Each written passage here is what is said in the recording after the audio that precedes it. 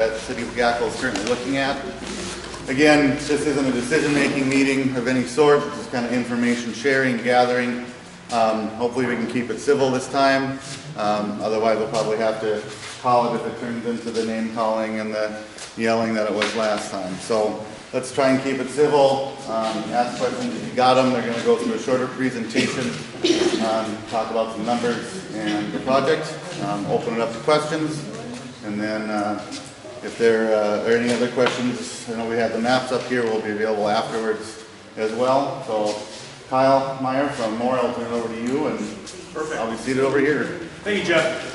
So the meeting tonight, again, just like Jeff said, it is an informational meeting again. We are going to go through a few things again that we went through last time that we think are important to go over. And then we do have some additional numbers and some additional options that we have looked at for the city, and we'll share those with you as well. And now we are into what we call the protest process. So we'll go through that process with you as well, so that everybody here has a good understanding of what that process is and what you need to do if you want to protest or don't want to protest. And if you don't want to protest, it's very easy, because then you basically don't do anything. But we'll go through that process to let you know, so that so that you understand what it is, so you know exactly what you need to do. Again, my name is Kyle Meyer. I'm with Moore Engineering. The city, we are working with the city to help them look at and make a decision on whether they want to do their streets or not. And I've been doing municipal engineering for 20 years. I've done a lot of these types of projects throughout the state of North Dakota. My entire career has been in North Dakota, working for small municipalities throughout the state. Jared Klabunde, he's basically been doing the same thing. Him and I have been working together ever since he started 13 years ago. And then we got Tom Klabunde, little brother in the back. Sorry, Tom, I didn't. And again, Tom works with us.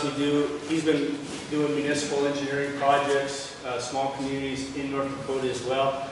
And he's got 9 years of experience. And that's important, because our entire careers have been working with the agencies, the funding agencies, and the state. One thing we do for the communities that we work for, we work very hard trying to find financing, helping to do value engineering to make these projects feasible for communities. And we work very, very hard at that, and we've been very, very successful in helping find other ways to fund projects other than just your typical go out and sell a bond, and we'll talk a little bit about that today. So to jump into just asphalt streets, so when we talk about asphalt pavement is a flexible pavement. It is meant to move. It's made up of really two ingredients, really aggregate and an asphalt cement binder. And when we look at designing specific streets, we adjust those gradations and that binder to design different types of asphalt for different scenarios, whether we're putting it out on a residential street in Gackle, North Dakota, versus it may be different type of a design, putting an overlay on the interstate on a highway. Pavement cross section, so we don't just go out and throw pavement on top of the ground. Because it's a flexible pavement, we do need to work underneath the pavement to make sure that we have a good hard base that we're putting that pavement on, so that it lasts a very, very long time. If you don't work on the material underneath that pavement, the sub-base, which is the existing ground, putting the base material, typically gravel type material, or a fabric underneath that, and compact it in a proper manner, our pavement is not going to be good on top. So we need to make sure that we're properly looking at the entire cross-section of the pavement. When we look at pavements and why they fail, there's really two main causes. Environmental, so the weathering, the aging of the pavement. Over time it starts to get brittle and deteriorate. And then there's structural loading, so heavy traffic beating on that pavement can wear or beat that pavement down. Okay, so again, I'm Jared with More Engineering. If you've been here, we're going to cover a lot of the same stuff. We'll just give you the condensed version of it. So pavements deteriorate over time. That's the situation here. It's not because the pavements have been beaten with oil field traffic or farm market roads. It's just aging. As they get older, they dry out, they get brittle, they crack, and the cracks continue and continue and continue. So it's strictly a matter of the age of the transportation system here in town that's causing the deterioration and the condition that we have. So what this is to show you is that normal life expectancy of asphalt pavement is about 20 years, and they normally perform very, very well. Pavements perform very predictable. And we learn about it in school. The DOTs have done lots of research. We know how they're going to perform. So over the first 7 to 8 years, they perform well, they crack like we expect them to, and then quickly after that, they lose a lot of quality drop fairly quickly, and this is the point in time right here at about this age, at 12 years of age, is when you would expect to do what's called a mill and overlay project. When you lose this is basically a chart that has the condition versus age. So as you can see, they don't just perform linearly, they perform well, and then they change quicker until you hit the point of no return where they've deteriorated too far and some of the minor treatments aren't possible anymore. So stop me if I say something incorrect or different than I did last time. But these are just some of the recognizable pavement distresses that we see in communities like yours, like Napoleon, like Blair, like Medina, like all over the place. So we as engineers, we assess the conditions, and once we assess the conditions, we can recommend improvements to them. So the surface defects, this pavement here is beginning to show signs of age. You know, to the trained eye, we see a transverse crack. The pavements are turning gray. Brand new pavements are black, beautiful. You don't see the rock in them, but as they begin to age, this top surface material starts to become more visible because you're losing some of the oil off of the top. It wears off, it weathers off, it oxidizes. So additional pavement distresses here. This would be some heaving. This is a result of moisture. So what we've got here is an asphalt street next to a concrete valley gutter. We design valley gutters to convey storm water and get it out of town. In this situation here, moisture got between the valley gutter, sunk into the ground, and freeze-thaw, expansion, contraction, causes a problem with the pavement. So our job is to keep the moisture out of the pavement, and that's why you see crack sealing, you see chip sealing. We're really fighting moisture. These are some more severe deteriorations. Again, pavements perform like we expect them to. Transverse cracks in the early stages of life, followed by some longitudinal failures. If you can see, look close, this is actually from column. These would be some beginning stages of some thermal cracking, and this would be what we call alligator cracking. It looks like the back of an alligator, and it's the point where this pavement has deteriorated beyond where we can repair it. The moisture has now gotten in, moving, it's failing. This spot would have to be cut out and replaced. It can't be fixed. And again, this is just a 5-minute synopsis of what we explained last time.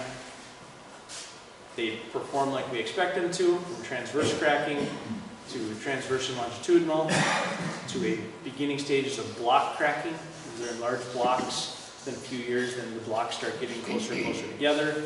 That's why you do very little crack sealing in that first 10 years of pavement. And when you have older pavements, you see streets that look like spider webs, many, many, many cracks. And you get to a point where there's so many cracks that you can't do anything anymore until you get to complete failure. So a lot of your streets, some of them are in the mill and overlay stage, in this mill condition, and some of them have completely failed and can't get a treatment. So crack sealing, typically done every 2 to 3 years to keep the moisture out of the cracks. Seal coating there's a lot of microscopic cracks that you and I can't see. So we seal those pavements with chip sealing. That's a treatment that should be done every 5 to 7 years. More severe treatments for older pavements. As you get larger, it gets more expensive, obviously. Mill and overlay is a typical type of treatment. We're milling off the top 2 inches of asphalt and resurfacing the pavements as long as they're in suitable conditions. We're just trying to fix some surface defects. More severe reconstruction type of project here is here in the middle, where we grind out the full depth of the asphalt, recompact the subgrade. Maybe we have to dry out the subgrade. Maybe we have underlying organic materials. There's a lot of situations where we have to do this versus a full reconstruction. The only 2 differences between these two is that this one here is just dealing with asphalt. We got concrete, we're standing in concrete. Concrete performs very well, lasts a long time, it's very expensive. Asphalt is cheaper and it needs a lot more maintenance. So this project here is just doing asphalt replacement. And then this one in Oaks, it was doing building, included doing all the curb and gutter, all the sidewalks, all the valley gutters, all the storm sewer, water, sewer, lighting. It was a complete reconstruction project. So the point here is just that with asphalt streets, the way the DOT, the way the counties take care of them is they've got their maintenance projects scheduled decades in advance. They program in their chip seals, their overlays. They try to make their pavements last as long as possible. When you don't do that work, your pavements have a finite life, and unfortunately they deteriorate to the point where you can't save them anymore, and they need reconstruction. I mentioned again, when we get to the map, there's 14 blocks in town that were done 13 years ago when you did the sewer that are in this condition, where they're at the fair condition and they're appropriate and scheduled for a mill and overlay type of project. So do the mill and overlay, bring the quality back up, and try to get as much life as we possibly can out of it. Before I move on to this, just I hear comments a lot of times that, well, we just need to chip seal the roads or do whatever. And unfortunately, when you do a treatment to an asphalt surface that's not appropriate, it doesn't last very long. And so they're also very expensive. There's a lot of different types of pavement maintenance out there, and it's our job to tell you what you need to hear, and regardless of what's the easy button, and a minor surfacing job is not appropriate for the conditions that you have here in town. So Kyle's going to talk a little bit about some of these minor fixes and show you some photos of what you got in Gackle. So when we look at trying to make long-term repairs, we've seen a number of things out there that happen, and sometimes when you look at like some of these Band-Aid problems, and if you're doing exactly that, that's fine. If we just want to fix something, to get it to the point where it isn't wrecking people's cars because they're driving over the top of it, maybe we put a Band-Aid on it. But these definitely are not long-term fixes. Pouring some tar over the top of this completely alligatored area, or even trying to put some mix over the top of this broken up area. What's going to happen is that after this is compacted and dry out, it's going to just break out immediately after driving on top of it. And you can see that here in this picture where they have put asphalt over the top of this broken up area, and you can see within a short period of time that area has now spalled out and just popped out and gone off of the pavement. Here again, out in the parking lot, broken up area. This pavement is moving significantly. They went and did an overlay and striped this right over the top of it, and you can see that that this is just coming right off again. And that's what happens when you don't prepare the road underneath that overlay properly. Again, failed skin patch. When you look at these cracks coming up through the top of this asphalt here, these cracks will exactly match the cracks underneath. So they're going to come right up and come through. And if you look closely here, this crack goes right through, and it follows it exactly.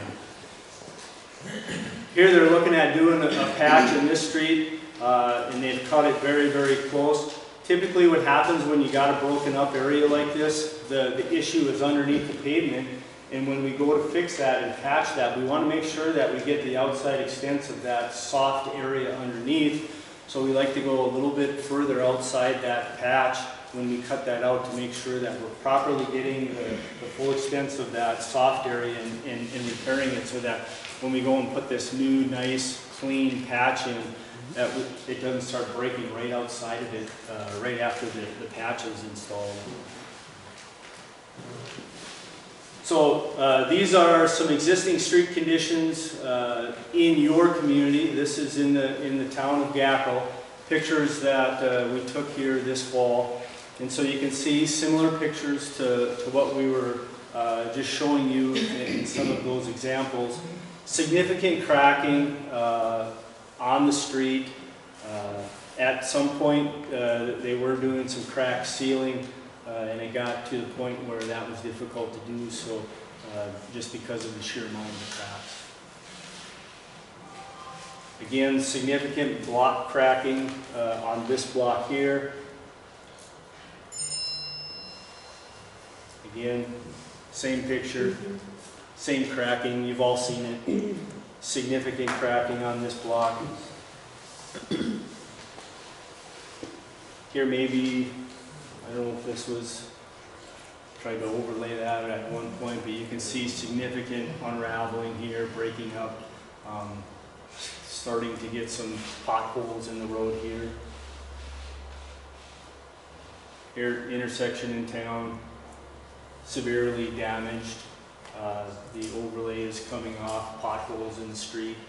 Looks like it's been filled in at one point, and that is probably going to be out shortly.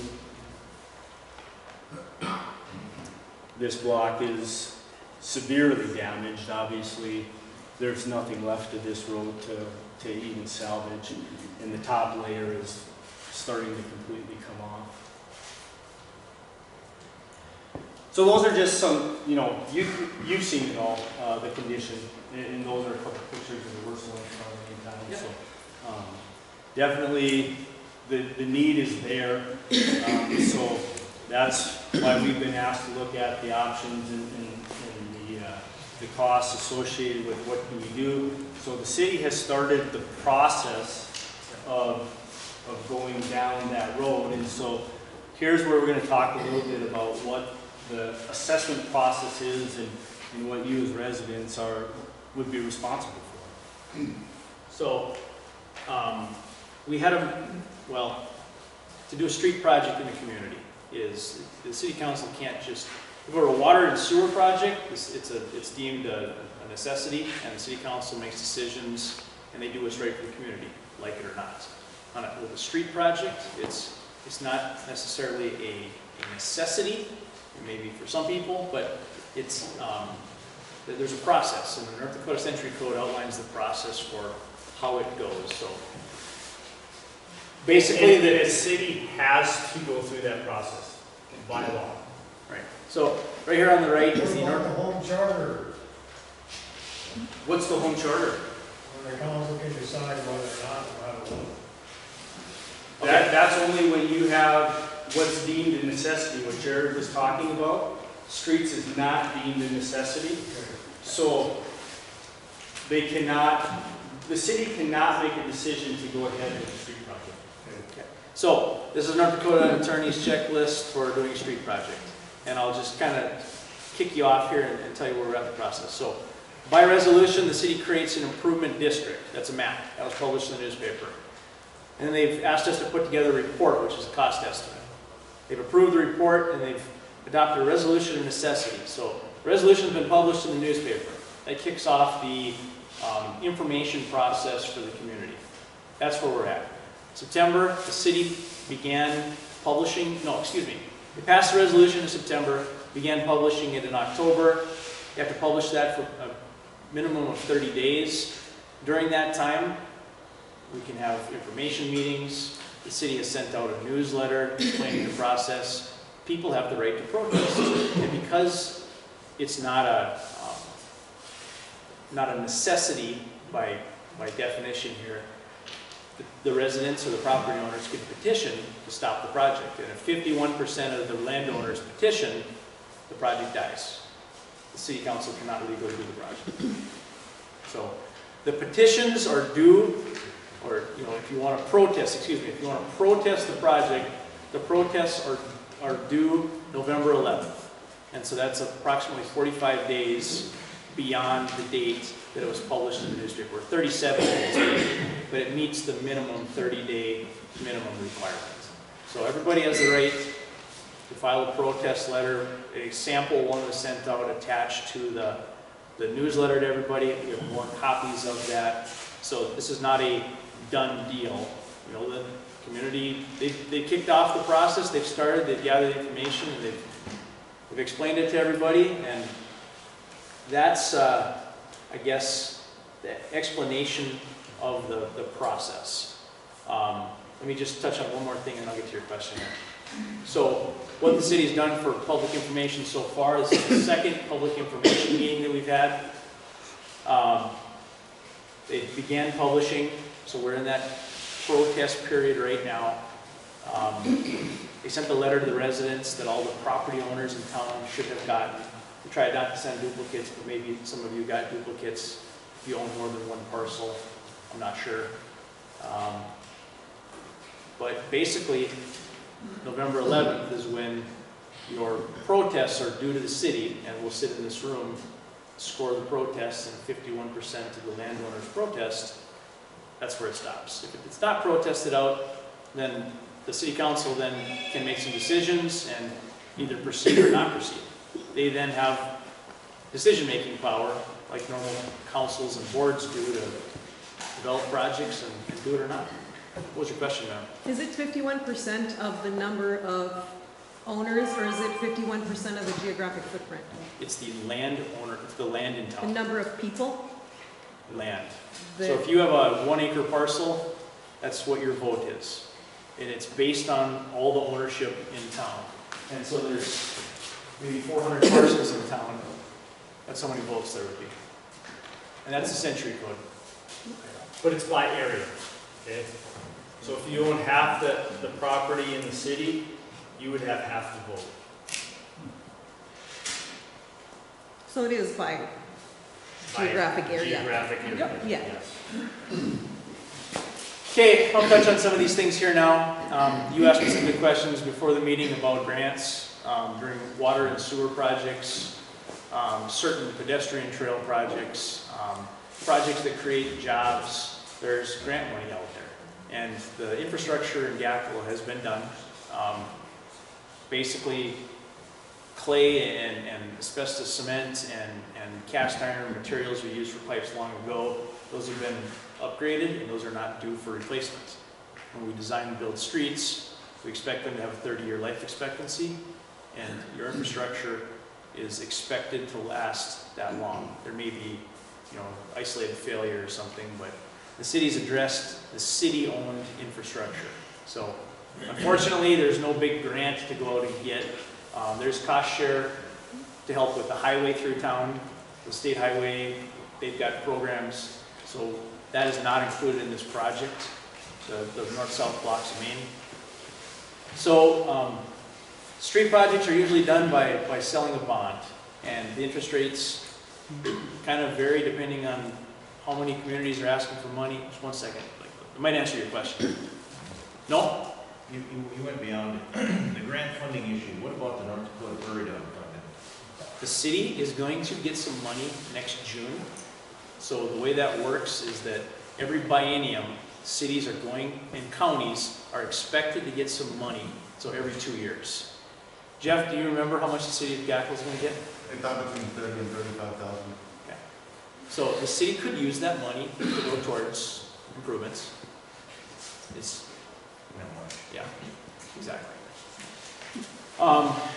So really, the Cadillac or the best option for doing street projects, and other communities are using it across the state. We've helped Lisbon, we've helped Hazen, Harvey, Hunter, West Fargo, Mandan, New England is using it. It's the North Dakota Infrastructure Revolving Loan Fund. And what it is, it's the Bank of North Dakota put together a 2% interest loan 4 years ago that cities can apply for. It's competitive and use for projects like this. So the city has to do a project, they don't have millions of dollars in the bank, they would have to borrow money. Best thing that they can do is get a government subsidized loan to keep it as cheap as possible. So the city did apply for it in July and was notified in August that they've received it. I don't know if I have it on there, but yeah. So New England, Oaks, Hope, and Gackle were told that they're going to get some money if they finish the application to proceed. And the reason I bring this up is that if it does go forward, 2% interest loan versus what we'd expect on the open market of about a 3.5% interest loan for this type of project it doesn't change the cost up front, but it affects the repayment, the 20-year life. And over 20 years, it would save about $1 million in interest. So it's... Will the interest stay the same? 2% fixed interest rate for 20 years, yeah. So, again, it doesn't lower the cost, but it's a big deal for the annual payments and the cost to taxpayers. So the way this, where we're at.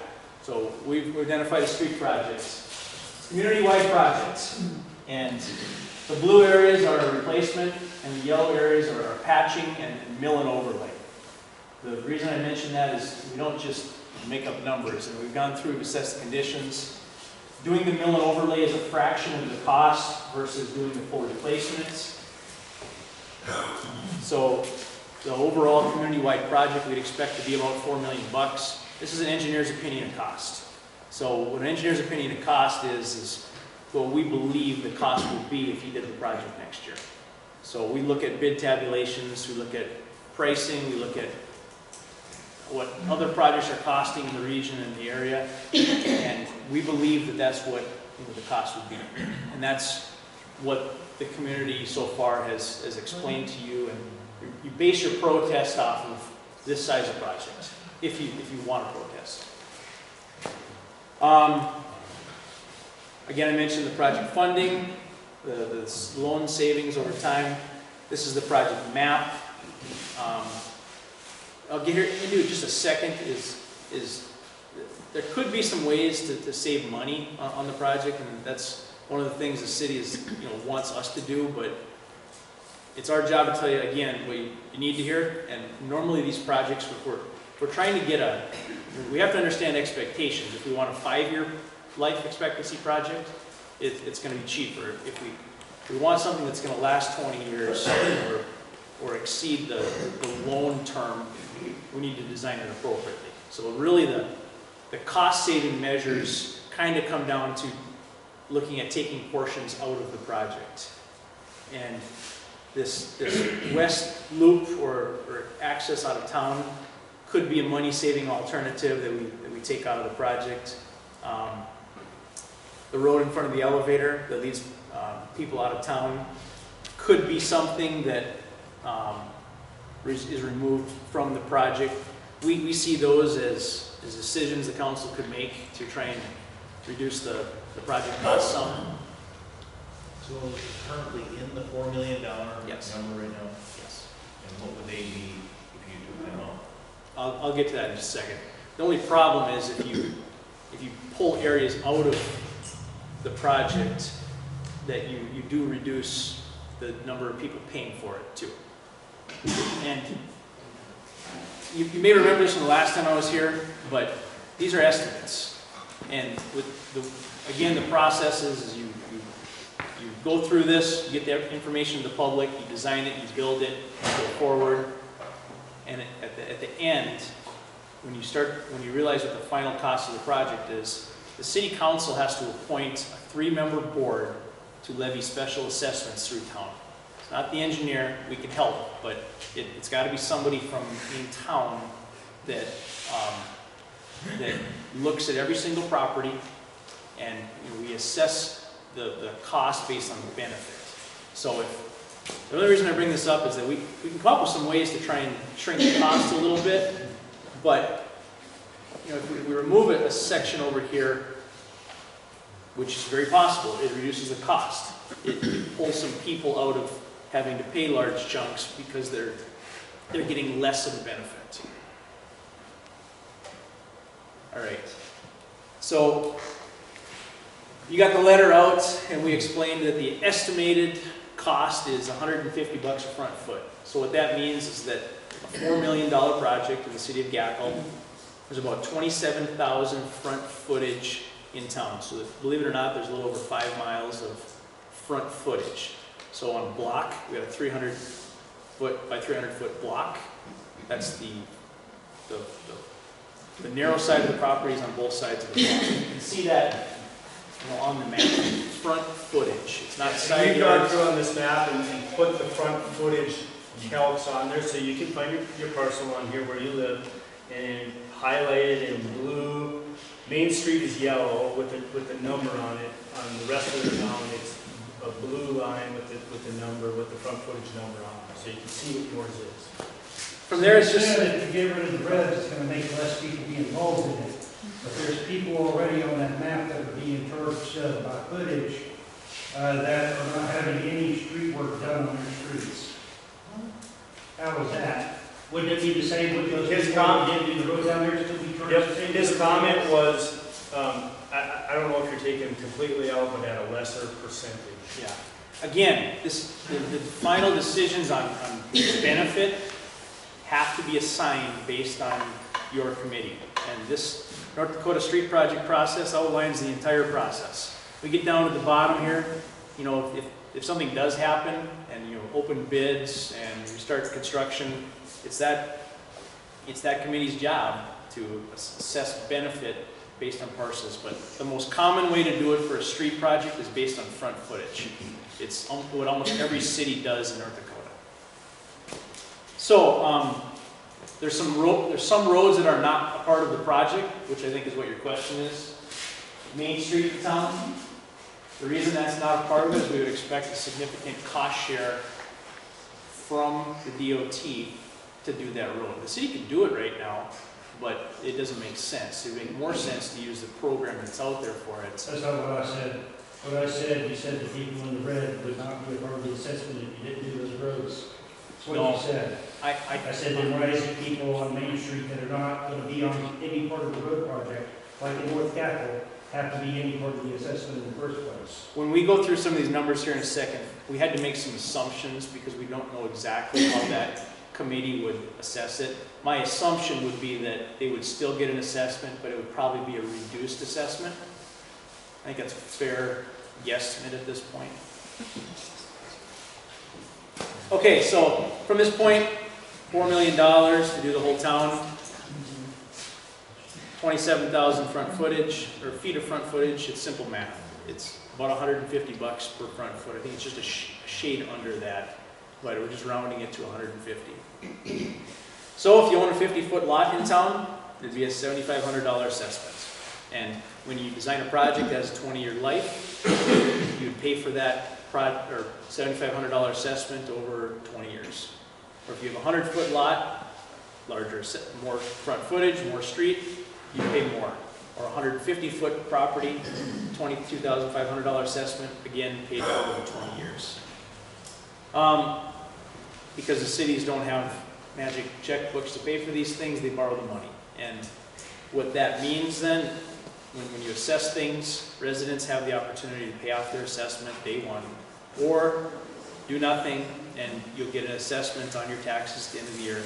There'll be a line item called Special Assessments, Street Replacement Project 2020-1, and it would have a bill on there for it. You just pay your taxes like you would, albeit an increased property tax. But because there's interest added, it does add cost.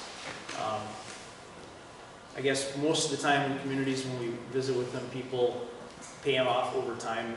I live in Bismarck. I'm not paying off my special assessments. I'm paying them off over time because the city is financing them and dealing with the projects, and I just pay my taxes and covers my specials. Fargo, West Fargo, Bismarck, Mandan, many communities use special assessments.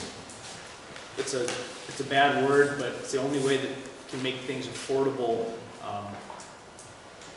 so that every individual person doesn't have to finance their stuff if they can't do it themselves. So it's the method that's used across the state, in multiple states, for street improvements. Okay, so $4 million to do the whole town. The city council specifically asked us to go through some of these cheaper projects. So removing sections of town. Basically, option 2 is to remove this part and this part, the elevator road and the ball field road. It does save about $500,000. So while it's cheaper, there's some less property to assess. And what we did was we assessed those we assumed those property owners on the outskirts here and here would get a 50% assessment instead of a 100% assessment. Because they still use the roads in town, they still live in town, they would benefit some. Again, it's just trying to give you round numbers or ideas of what these things do. Because there's less property, we would expect that assessment to go from about $150 a front foot to about $140 a front foot. So there's some benefit, but it's not as much as you'd think. Because it takes property owners or taxpayers, it reduces their work. Another option to do here is, again, remove those 2 areas.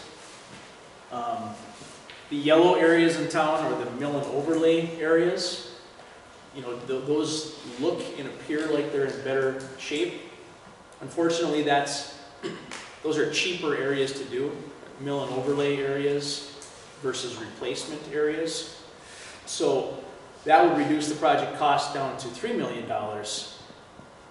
Unfortunately, because we would have to assess those people less, it would actually raise the project cost for everybody in town. And it's because we're taking out the cheaper portions of the project. Make sense? Yes, ma'am. You mentioned that typically special assessments are done based on footage. It depends. If we're doing a sanitary sewer project, a lot of times it's based on the number of sanitary sewer connections. If we're doing a storm sewer project, it's based on area. If we're doing a street project, it's based on front footage. A water project might be assessed based on usage. So is it ever based on property valuation? No, you're talking about general obligation bond. I have not done it that way.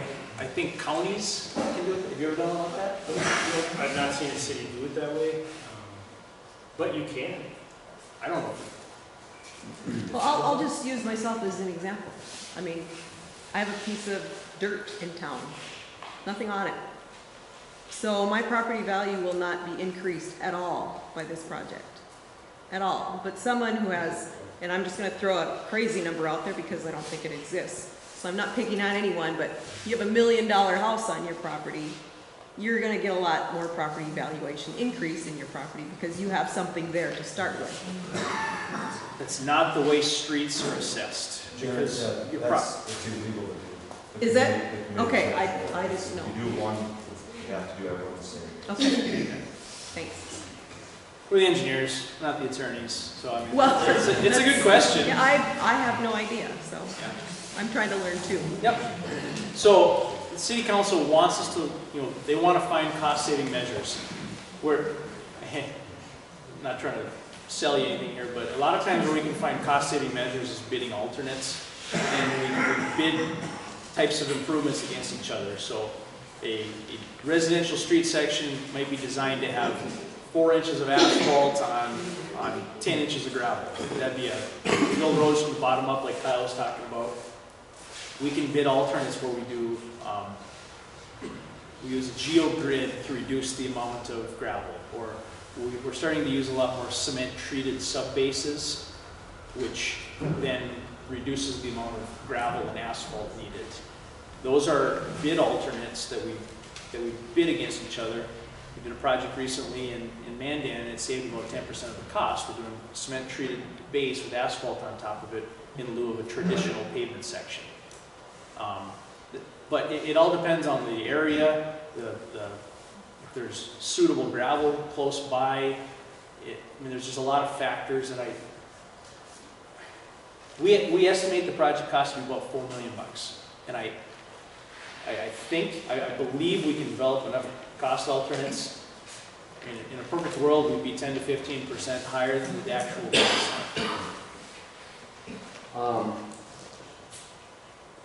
These are estimates, and you guys have been in the game for 10, 15 years.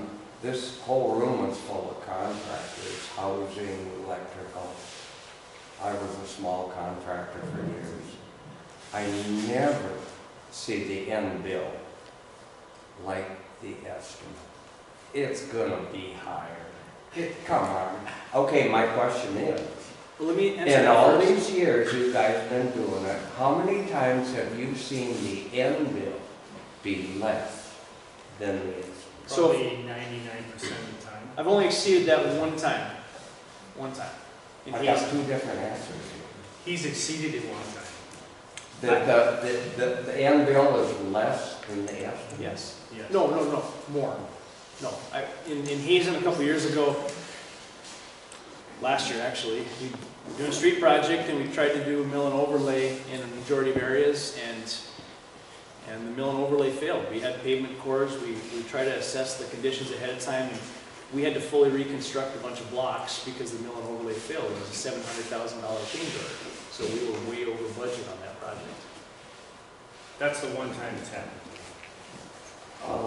It failed, was that the engineer's fault? I mean, my question Yeah. is, do you really think this bill is gonna come in more or less? Okay, so we put together an engineer's I opinion of get you. costs, and it's got construction, and it's got engineering, and it's got legal and bonding and interest and geotech, geotech, and then we include 10% contingencies. So you're covering it by 10%? Yes. And that's standard. Every project out there has some type of contingency built. Right. If I change it, I could include 4% or 5% contingencies, and that would lower the project cost by $200,000 or $250,000, whatever it is. It's an estimate, and I mean, it's our job.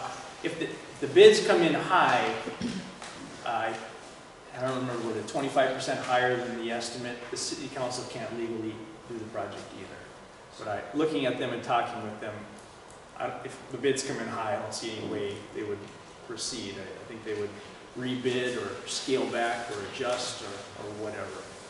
But going back to the budget, so Jared and Tommy and I, we work in small communities in North Dakota, and we've done it our entire career. The communities that we work in don't have a big general fund to pay for projects that go over budget. So the only funds we have are the funds that we go out and get for the project. Okay, if it's $4 million, that would be the money we would go and get. That is the only money that's available to pay for the project. So throughout from day one to the final closeout of this project, we are looking at this project with a microscope on the cost and constantly projecting it to the end because we have to meet that budget. Now, I'm not saying things come up that were unforeseen, and they do, and that's what the contingencies are for, but we are very good at watching that budget to make sure that it's on. Okay, so the last cost estimate, the last option, the only other thing that we could do is design a road that has a shorter life expectancy. And the trouble with that is that it can fail prematurely. And so when we just do it, we design a road to have a 20-year life, we could design a road that has a 10-year life. Unfortunately, that would lower the cost, but it will not lower the yearly payment because it makes it cheaper, but you're paying for it over 10 years instead of 20. And so on one hand, you know, they want to find cost-saving options, and we're trying to do that, but biting off your nose to spite your face. It's just, it's not what you want to hear. I mean, it's not what you want to do. Or we'll be back doing this, you know, in 8 to 10 years. If we did something like that, we would design a road section with a 12-inch gravel base with a thinner pavement section that we would have to then overlay in 10 years because it's got insufficient structure. We have to add structure to it. I guarantee you, if we do that, the cost of doing the work all now versus doing 75% of it now and 25% of it in 10 years, it'll be more. And you guys know how that goes. Things go up over time. Yes, ma'am. Okay. My concern about this whole thing is, I'm not against doing the streets, but my concern is, I always think about the elderly people in town that have these little houses that aren't worth very much, and they're living on Social Security that probably wouldn't even cover the payment they have to make every year. What are we going to do with these poor old people? Or say hunters that say they're going to just let their property go back to the city. So I was thinking the other day, okay, so say people the city ends up getting back a lot of this property because they can't pay, say some of these old people can't pay, the houses aren't worth a whole lot. And so they come back to the city after how many years? And then the city has to pay all this, and who does that come to? Us that are left? You know the answer. Yes. I mean, that's absolutely right. Right. So when a $4 million project, the city has a loan to pay, and you have to think of that as it's a $250,000 yearly loan payment. $225 loan payment. The city has to collect extra because there will be people that don't pay their bill. It always happens. There'll be a few people that happens. And then after so many years, that property goes back to the city, Yep. and the city has to pay for it. Or they have to give or sell the property or give it away or do something. Yep. That's the only thing that worries me. These older people that are just living on Social Security. Yep. I understand, ma'am. I don't disagree with you. So the process is that when I'm showing you these numbers, and if your payment is $500 a year, 10% of that is reserve, is extra. The city has to collect extra money, and that's to pay for the people that can't or don't pay. And so the city still has to make their loan payments. And really, a lot of times, this was a 20-year loan. By collecting that extra 10%, cities oftentimes pay off these bonds early because they've got money, they've saved or stuck the extra money away, or they make a couple extra loan payments early to reduce the term. So it's figured in there, some reserve. Have any towns gone to a 30-year loan? You can go to a 30-year loan, but on a street project where we'd expect the street to last 20, I wouldn't recommend it. You could. You said earlier that streets won't last 20 without a mill overlay for about 12 years. How much is that mill overlay, and does the town have to get an assessment again to get that? You could. There's different ways to do projects. You could build the road and let it go 20 years and expect that road will have a 20-year life. Some cities have been very successful doing chip seals. So like an example schedule might be a chip seal after 8 years and a chip seal after 15 years. How much is that chip seal for the city besides? We've got figured in there to do the first chip seal. So that'd be done in year 2. Chip seal this size, how many? $200,000. $200,000 to the whole town? Okay. So yes, there's maintenance. There has to be. And that could be something that the prairie dog money is used for. You're going to have to plan to budget to do maintenance on streets like every city. You're going to have to do crack sealing. You're going to have to do chip sealing. It just worries me doing something that's too little and too cheap, because that just increases the likelihood for patching. And patching's expensive. So we try not to get to that point. Good question though. The city works. Within the city limits, we assess the city limit boundary, everybody within that city limit be assessed. I hate to sound like a broken record, but it's not my decision. That's the way we presented it here. So we've got parcels in the city limits shown being assessed. And I could see there being some, The city limit boundary is larger than your map there. so And my point is, everybody uses the streets equally. Just because you're outside that city limit, you're still driving on these streets. I just can't see from the railroad tracks to the stop sign, going west of town, going south of town, those people all use the streets, and yet they are not going to pay. there's Am I not correct? Well, really. that is a decision, ultimately, that is made by the three-person assessment committee. And then the city council. Right now, when we projected on 27,000 front footage, it's shown on the map. And if you're going to assess an additional 50 parcels, that would just reduce the cost for other people in town. But it's pretty common that big outlying parcels that don't have streets in front of them would get a smaller assessment. It's not the same dollar for dollar if you live on a paved street. But Jared explained the city cannot assess outside of the city limits. City council has city limits, and that's the limits of their authority. You guys have asked. Go ahead, Lauren. Could I just have a little bit of time? We also took another look, and this kind of stems back to the SUR project. We fought with the assessment how we were going to be uniform across the board to all the people. Connie Poland came to a meeting, and I think Carrie Krause was on the board at that time, and I don't know if were you, Carol? When she said, and she crunched a lot of numbers, put a lot of time into it, she said, if you raise your water, sewer, garbage rates from, I think it was about $33, I think we're currently 78, that will pay the loan for your project. And then we had a $10 infrastructure fee, which was the reserve portion, and we didn't need the assessment. That's what more or less happened. The other day, we drove around town and we did every house, we charted.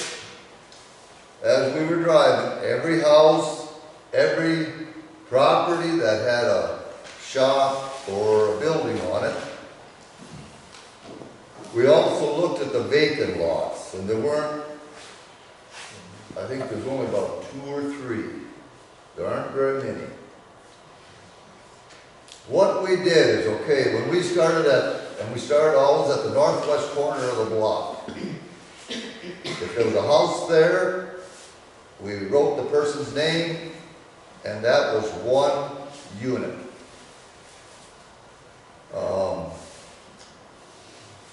I'm going to say, I know there's one block over here that had 6 houses on it, so that block had 6 units. When we were all done, we came up with a total of 242 units. And I don't know. So what we did, and we used a couple different amortization schedules. This one was the $4 million one. It's 2%, 20 years. Did everybody see that? I know that we couldn't move it, so. Need a bigger board? We got 242. On the amortization schedule over a 20-year period, the annual payment is $242,824. We divided that by 242, which came to $1,003. So if you own one house or have one piece of property in Gackle, that would be your annual debt or liability. We divided that by 12.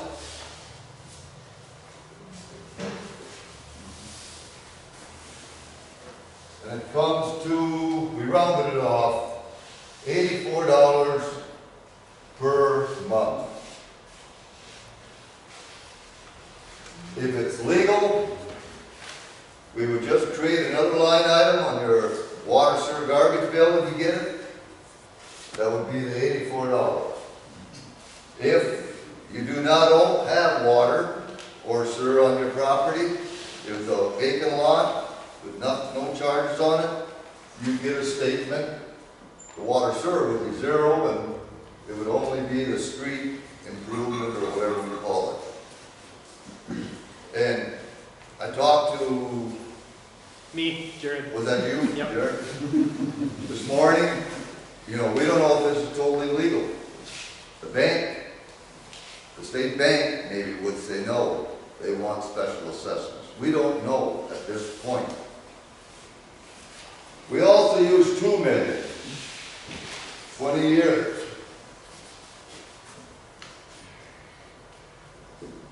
You know, with the same terms, 2%, 20 years. That installment would be $121,412. Same number of units.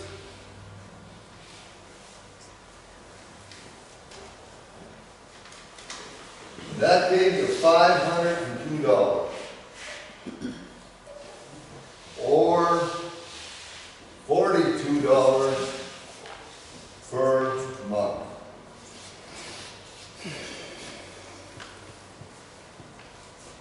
We also This did... goes into addition on the $51 a month in city taxes we pay already. This would go on top of that. Right, it would have, if I understood your question right, it would have nothing to do with the taxes, Well, the right? taxes we pay already are 51 a month. If you added this and that, then our city taxes would go up to around $100 a month. It would be added on, it's a rate, it'd be added on your sewer water garbage. Exactly, that's what we pay our city taxes.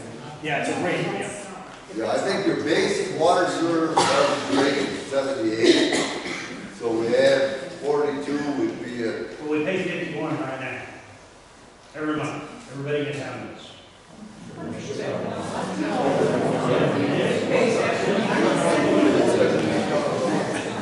Wow. Yes, there is, before we pay our city taxes. It would be another service fee. Yes, it does. Warren, could you help us understand something? When you talking $2 million, are you just using a number, or are you actually citing a way that you reduce the project? That's correct. Or you're just using numbers? We're trying to scale it back to the 2 million, if at all possible. Yeah, we're just... Yeah, you're just using numbers. Right. And I'll just say one more thing. Okay, with this, then we thought, okay, if you guys said, okay, we were willing to pay 42 a month, then that would mean we can try to plan a $2 million project. We'd probably say, okay, we know Elm Street from the old hardware store to the school is probably about the worst stretch in Gackle. Maple Street from Maine, and that's the street that goes by like Marlene L, Johnny Miller, that's really deteriorated in the last year. If we had a $2 million budget, we'd say, okay, how much could we do with Elm? If we do bid it out, we could list Maple as an alternate. And if those two projects exceed, well, if they bid Elm at say 1 million, and they bid Maple at 500,000, we could have a third alternate. And if the third one would be 600,000, well, now we're over the 2 million, so we can only do the two. Yeah, but Lauren, don't you think that's pretty objective? you're choosing streets that you think are bad, other people will probably choose streets that they think are bad. So that's the objective, you know. Well, I think it's, I've heard, the comments we've heard primarily have been with Elm going to the school, and there's parts of 4th Avenue over there that are really got deep holes in them. And like I said, Maple just showed up, that wasn't that bad till this spring. Again, my point is, going cheap, I don't see as being an advantage. Well, that's the problem we're having, because how many are going to show up in the next couple of years is the problem. Okay, so, And it's not going to get any cheaper. For me, I was very happy with how the city was paid for, and it's still something to pay for. But that $84 a month would be very feasible, very feasible to me. I could do the year thing too, probably.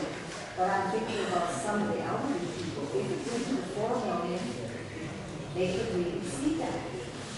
I don't know. That's what I was worrying about. Is that we don't forget about the elderly and what they can pay. So they don't do something. And I want to put one more up. This is the 2 million. And 10 years, there's the difference.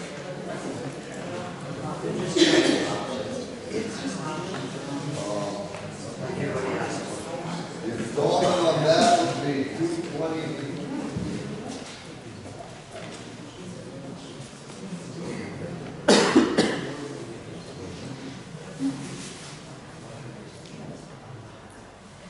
That comes to $913 annual or 76 per month. The reason we threw this one into play, we thought, well, we only do part of the street. In 10 years, this loan would be paid back, and now we could address the new round the street. But you realize we're darn near as high as we're right here. Okay, so you say the 2 million, and we do just in certain streets here. Well, we saw in the last 2 years how fast those two deteriorated. So now, you come 2 years from now, you're gonna wanna come back and get another 42 to do 2 more roads, and another 42, and another 42. I'd rather just pay the $84 a month. and it's okay, so, they're doing everything they possibly can to try and look at options and explain it. And the way I look at it is, the city of Ashley added a $30 a month utility fee to cover a portion of street work. They know it's not going to be everything. If it covers half of it, they'll be thrilled. But there's probably going to be some special assessments, and there's probably going to be a portion of it covered with utility rates. There's only so many ways that communities can generate money to pay for things. And I guess Lauren has heard and been told that monthly utility bill is an easier way to come up with that money. And that we hear that from a lot of towns. So that, if you do a project like this, you may have to go through the special assessment process, and then you could collect monthly fees and then not actually have to certify that as a tax at the end of the year. There's pros and cons to both sides though, let me tell you, because under one method, smaller lots get a benefit, and under the other method, larger lots get a benefit. So you might decide that the best way to do it is a combination of both. That it makes the most sense to raise your utility fees X, and then to have a portion of it on your taxes. So that's the feedback I think that the council would like is, if something proceeds or not, they're going to have a lot of decisions to make. And it's either going to proceed or not based on the protest and what they choose to do. So in the meantime, the protest period is ticking down until we've got all these options to go through, and nobody's going to know really what's going on before November 11th. No. So what would you recommend, we protest it at this point and shut it down and go through some of these methods and then? But that's what we're doing right now. No, we are, the protest period is going on. It ends November 11th. Well, that's what you're doing right now, you're protesting. No, I'm not, I'm asking a question. Okay, so right now, the project in front of you is a $4 million project. The estimated special assessment would be $150 per front foot. If you take off some of those options, it would be a $3.5 million project. It'd be estimated at $140 a front foot. So yes, there's options, and you guys elect city council members to look at some of those details and make decisions. Well, to be honest, as far as I'm concerned, tonight, it's proved to me that the city council is looking at all options for us. Yes. And that's all I wanted to know, and I'm happy with it, I trust it. What we're asking for is the $4 million project, because we were started at $2 million and you guys would shut that down. Where do we go from there? You know, we can't go back and ask for 4 later on, it's just not gonna make sense.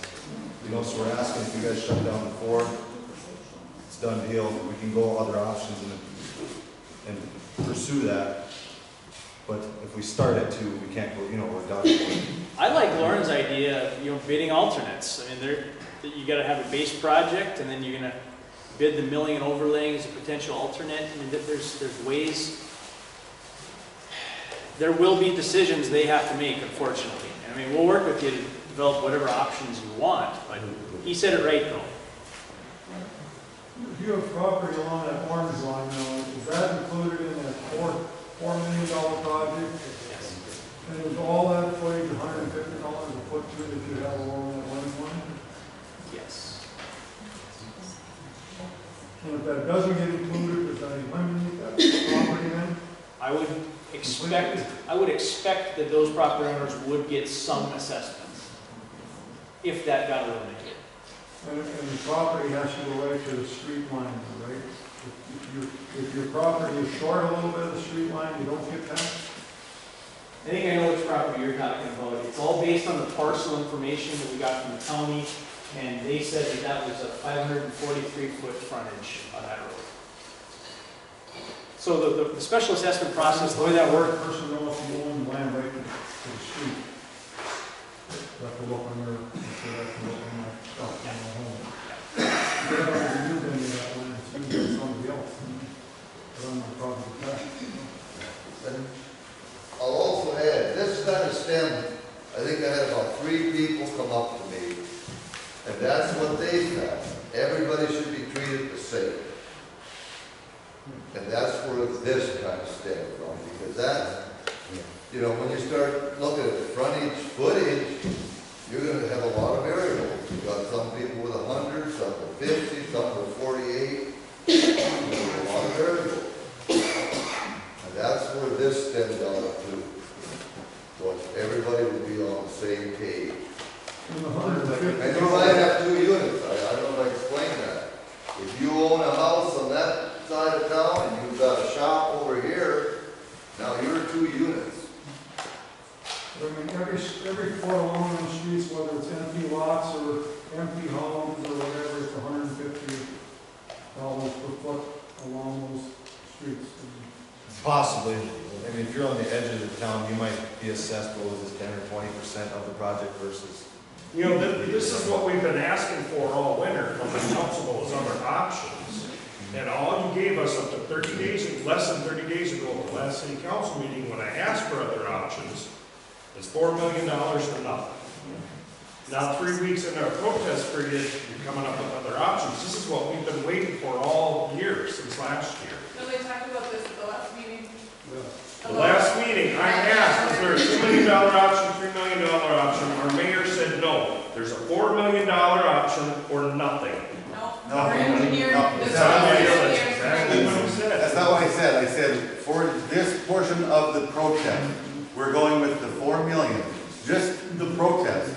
We've always been looking at other options. I think always talked about we made that very clear. We've been looking at options, but for the protest, it is the 4 million is where we're at. We got a question back here,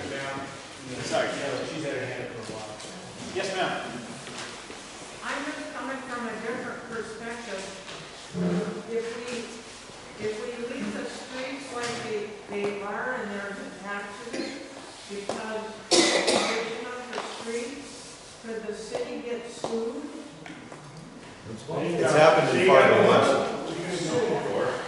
They ain't got a dime to say on this. The point is, whose fault is it? You mean if they get hurt? Because of the condition of the road. Yes, Fargo lost a lawsuit like that years ago. That's what you mentioned, right? We got a question over here. Can we get back to, so we're talking about the state bank approval of $4 million. Yeah. So what puts that in jeopardy? Does he put that in jeopardy? The protest put it in jeopardy? Does the issue of changing the dynamics of the project put it in jeopardy? Does it remain $4 million or less, or how does the state look at that? So you've been approved for a $4 million loan. If you don't take it, somebody else has. So we don't take it, what does that mean, the full $4 million? I don't know. Well, see, we need to know that, because that's a huge part. If that's not in part of this whole project, then we don't have a project. I don't believe they don't look at it that close. And so when we submitted the application, it's a $4 million street project. That's really all they wanted to know. So you're approved up to $4 million. Okay, up to $4 million. I would think you would be able to Make the adjustments that Lauren talked about. I don't see any It's issue. a critical piece, and I'm not been at the other meetings, I think it's important to know that we're not at jeopardy of losing that funding base. No, but they want to know what your schedule is. And they want to go. We've been dragging our feet since July when they approved it. And that runs until when? I don't know. We've told them the money's going to be spent in 2020.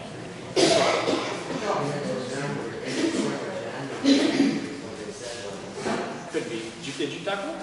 Or did I tell you that? I thought the last meeting, you were saying that we had so much time to accept it, or else it's going somewhere else. Okay. I can't remember.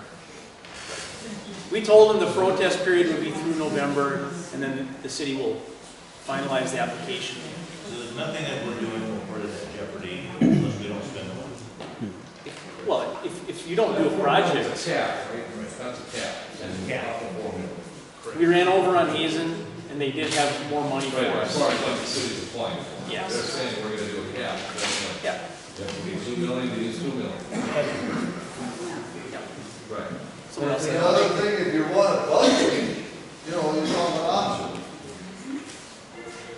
If you want to go 3 million, it's always proportionate, so I'm gonna just guess it's gonna come at right at $64 a month. 1 million would be about 22. 1 million would be about $22 a month. What's the name?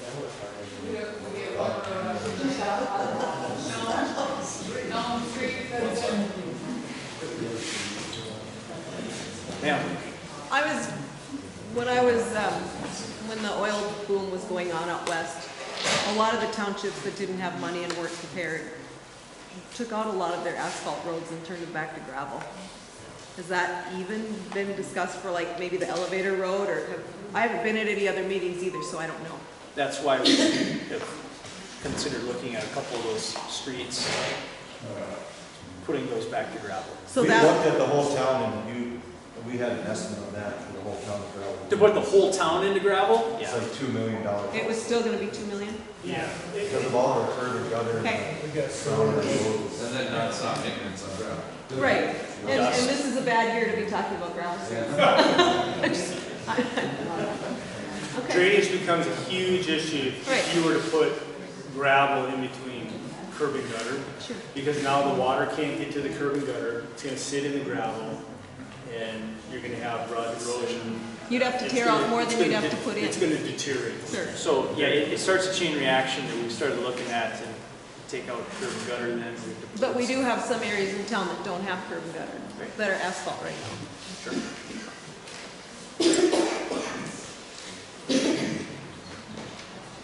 Just to finish up, there are other communities doing work, and I don't know if you're interested in some of these numbers or not. There's some projects that are cheaper and some projects that are more expensive. I've done 2 projects in Mandan in the last year, and those assessments are over $200 a front foot because it's it's all 100% reconstruction. In Gackle, there's about 14 blocks that can be milled and overlaid, which is a fraction of the cost versus full reconstruction. So you're kind of in the middle. Lakota and Harvey were basically mill and overlay type projects. The streets were in that 15-year range. So everybody's situation, everybody's projects are different. Just to wrap up, on the process, we mentioned the letter from the mayor going out, 2 public information meetings. If you're going to protest, your protests are due at City Hall. I would expect that we'll meet here you can turn in your protest now to the city, or you can do it then if you want. And it'll be based on area. And if the majority of the area in town protests, it stops. But if the majority does not protest, then the city council has decisions to make and planning and design and things like that. And we would expect that if it does go, the construction would start in the spring and wrap up in the summertime next year. So if it goes to protest and goes to stop, then we lose that option to be able to have that loan, which we'll have to come back and redo it again. That means that it's going to be higher than 4 million. Without that loan, we're going to have to do it regardless. The project cost might not change, but the loan that the city's paying every year will change. And so if that goes... We really need to focus on if we want to. If you're going to do it, now's the time, because that loan will save about $1 million in interest over 20 years. So it's... Is there a conditional protest? I mean, what if we would protest one method and be okay with a different one?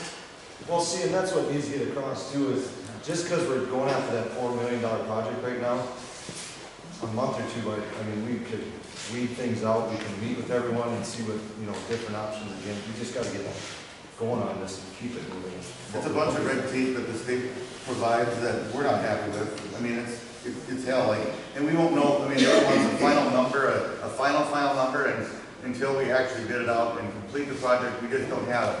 And I think the process is terrible, and it's created headaches for us for the last 15 months. But unfortunately, this is the process, which is protest. We have that number.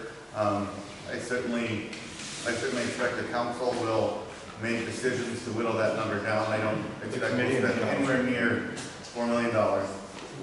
But that's the way this protest process works. And as terrible as it is, we have to play by their rules. Yeah, we can't have the other thing is, Linda, it's been a terrible season. Everybody on the council, but no job, no harvest is going proper. Right. For us, we're still backlogged, doubled up. Projects that should have been done in June haven't even started yet. It's a mess, so we can't sit down and really crunch numbers. Well, I just want to say thanks for what you've done here, because it helps to be able to talk about, I don't know what happened at the last meeting, and I don't frankly care. I like to see what's happening now. I wasted So thank you. probably about, to tell you the truth, I wasted probably about 14 hours with that. Well, hopefully it's not wasted. It doesn't come by itself. Those numbers don't come together by themselves. For sure.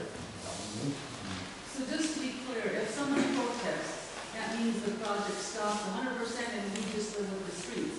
If we don't protest, we can look at all these options before a final resolution is made. The city council is going to make decisions. You've elected them to make decisions. They're going to get into fine details. There will not be a community get together every time we got to make a decision on how wide a road is going to be, or how much asphalt we're going to use, or what the exact life expectancy of the project is going to be. So they have to dive into the details. You elect them to make those decisions. So the protest is about $4 million project. If it gets shut down, then we can come back to other options. They'd have to reapply for a loan and all this other stuff. The city council can do anything they want up to that $4 million project if you don't protest. Yeah.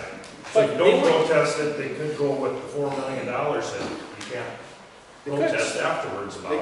It's a done deal. Yep, but they want your feedback. They want to know. So that loan that could project stops. You lose. $1 million.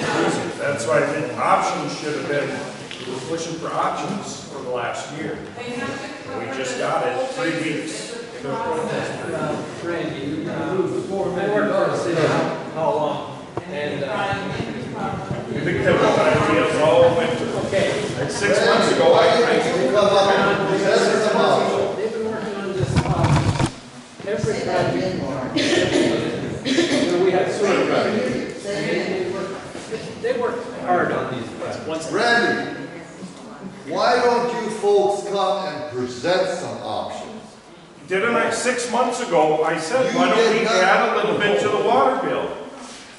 Nothing ever happened. A little You bit. guys would have, know what the statement was then? Oh, it'd be $40,000 a year, it ain't chump change. Well, it'd be $40,000 more to fix a couple potholes. The problem is that you don't want to spend $42 actually on the streets. Why are you gonna come out here for $30 and Let's tell you come up what with we're a doing? plan.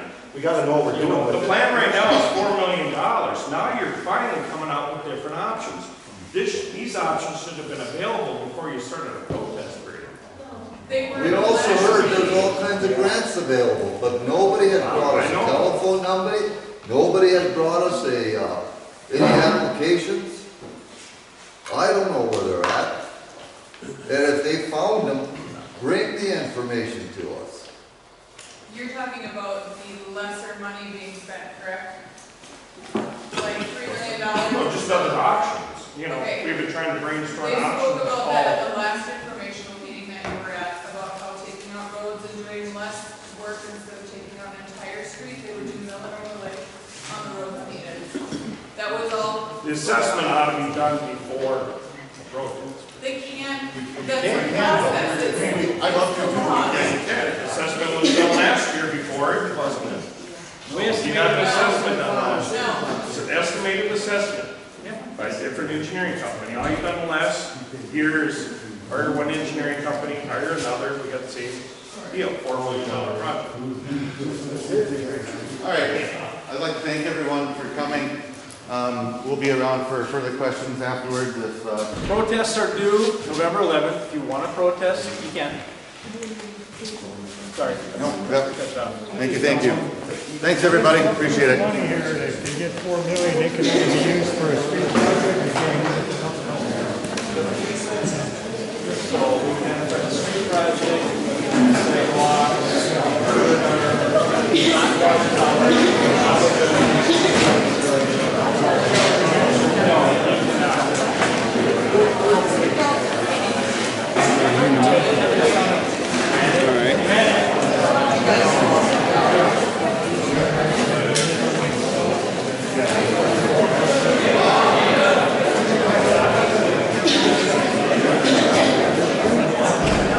Let's get up there and find out.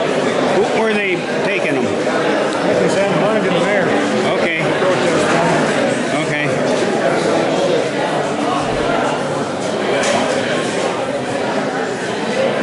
You sure it's her? Because you see it far off.